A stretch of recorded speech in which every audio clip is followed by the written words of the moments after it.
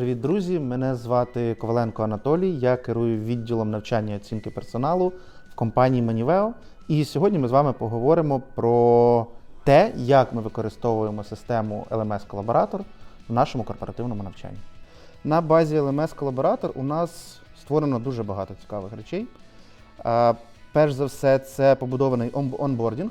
Наші новачки, які приходять тільки в компанію, вони проходять всю траєкторію навчання. Наприклад, якщо в нас приходить фахівець з кол-центру, то він рухається по траєкторії навчання, яка продумана лише для фахівців кол-центру. Якщо це приходить продакт, відповідно, траєкторія навчання продактів. Якщо це приходить фахівець з процесного, наприклад, управління, то траєкторія навчання для фахівців процесного управління. Це дуже класно для нас, тому що ми можемо дати саме той необхідний матеріал саме тим людям, які відповідають за свою функцію конкретно тут і зараз. І їм не потрібна загальна якась інформація, а їм потрібно лише точково те, що в рамках їхньої професії. Кейси про індивідуальні плани розвитку. Виглядає наступним чином, що співробітник створює анкету-заявку на індивідуальний план розвитку, де вказує сильні свої сторони, слабкі свої сторони, зони розвитку, побажання в навчанні, можливо, якийсь кар'єрний ріст. Тобто є фактична таблиця заповнення, що має фахівець вказати в цій заявці в індивідуальному плану розвитку. І передає на погодження керівнику. Керівник може погодити цю заявку, і тоді заявка відразу переходить в роботу фахівця по навчанню. Керівник може не погодити, тобто відправити на допрацювання. Знову в працівника, який створював цю заявку, форма стає активна, доступна до редагування. Він вносить правки, які вказав керівник в цю форму, і знову відправляє керівнику на погодження. І таким чином, відправляючи туди-сюди, рано чи пізно форма буде погоджена, і вона передається вже потім на реалізацію відділу навчання і оцінки персоналу, де ми беремо цю форму в роботу. Ми бачимо, що є курси, наприклад, зовнішні, внутрішні, є дії, які працівник буде сам робити в рамках індивідуального плану розвитку. І, наприклад, якщо зовнішні курси, ми організовуємо навчальні заходи, які мають бути поза межами компанії з використанням зовнішніх провайдерів.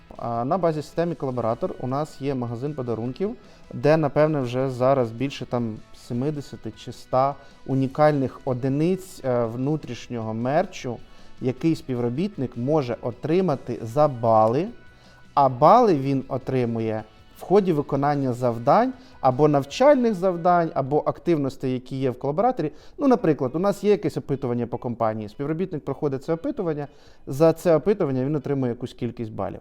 Співробітник виконує свій EPR, за виконання індивідуального плану розвитку він отримує якусь кількість балів. Він проходить зовнішнє навчання, чи він приймає участь в конференції, чи він є спікером всередині компанії і проводить якісь майстер-класи. Ми йому за всі активності, які відбуваються в рамках навчального процесу, ми йому нараховуємо бали. І за ці бали він може купувати в внутрішньому магазині той чи інший мерч. Чим це класно? Це підвищує мотивацію, це створює конкуренцію, тому що вони бачать кількість балів, у кого яка, вони бачать цей рейтинг. І я про співробітників, і це створює конкуренцію в плані публікації нових статей, в плані проходження опитувань, це збільшує залученість, тому що є мотивація. І це насправді дуже класно, ми цим функціоналом насправді задоволені. Корпоративна база знань. Маємо, користуємось, сегментована, у кожного підрозділу є своя база знань. В кожного підрозділу є публікації, які в базі знань, наприклад, колекшн, процесне управління, проектне управління, в льорнінгу, в HR. Це спейс, де розміщені документи, інструкції, продуктові, наприклад, презентації, все те, чим ми можемо користуватися і користуємося day by day в нашій постійній роботі. Ми знаємо, що воно лежить в конкретному місці, і завжди в цю базу знань можемо звернутися і скористатись тим чи іншим матеріалом, який в ній знаходиться.